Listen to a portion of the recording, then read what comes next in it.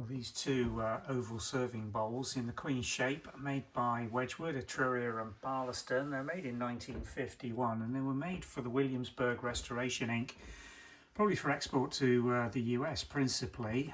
It's a design that was manufactured originally by Joshia Wedgwood in 1760, I think.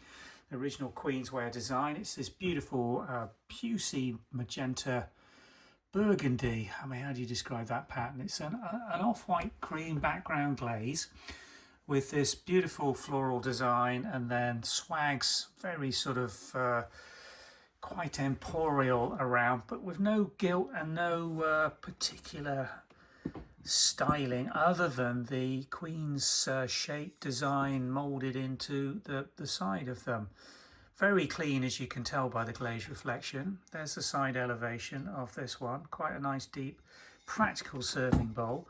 Show you the stamps on the underside. 1951 date stamps. Wedgwood Etruria and Barlaston, made in England's Queen shape. Williamsburg Husk is the pattern with the TMD 445 there. Reproduction of the original Queensware design by Joshia Wedgwood 1770, and made for Williamsburg Restoration Inc there with their official banner or logo on it. We've got two of these. They're both in absolutely beautiful condition.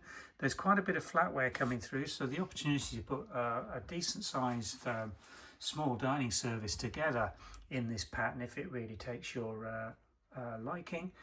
There's not an awful lot of it out there. The only other place we've found it on is Replacements, which is an American site, which is why I think that, you know, with the branding on there, it's obvious that this was being manufactured for that sale route through Wedgwood production here in the middle of the 20th century. So do have a browse through the website. We've got quite a few pieces coming on catalogue. I'm gradually getting around to listing them all over the next 24 to 48 hours. And do browse the website on Williamsburg Husk if you are a fan and looking for specific bits. Thanks for watching.